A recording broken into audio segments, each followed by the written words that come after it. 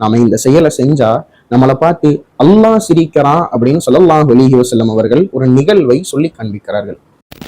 ஒரு தடவை அலி ரலியல்லாஹு அன்ஹு அவர்களும் ஸல்லல்லாஹு அலைஹி வஸல்லம் அவர்களும் ஒரு பிரயாணத்தில் இருக்கிறார்கள். அப்பொழுது ஸல்லல்லாஹு அலைஹி வஸல்லம் திடீரென்று வானத்தை நோக்கி, அல்லாஹும்ம குஃபிர்லி துனூபி இன்னஹு லா யக்ஃபிரு துனூப இல்லா அன்த, யா அல்லாஹ் என்னுடைய பாவத்தை நீ மன்னித்து விடு, உன்னை தவிர என் பாவத்தை யாராலும் மன்னிக்க முடியாது என்று துஆவை கேட்டதற்கு பின்னால் ஸல்லல்லாஹு அலைஹி வஸல்லம் அவர்கள் அலி ரலியல்லாஹு அன்ஹு அவர்களை பார்த்து சிரிக்கிறார்கள்.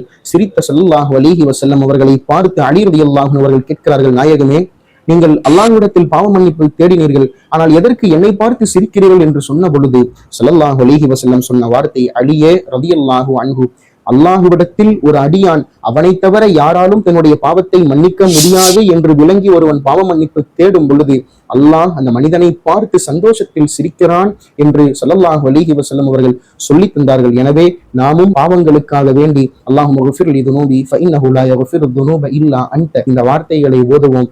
நம்மை பார்த்தும் அல்லாஹ் ரப்பல் ஆலமீன் சிரிக்கக்கூடியவர்களாக அல்லாஹ் நம் எல்லோரையும் ஆக்கி அருள் புரிவானாக.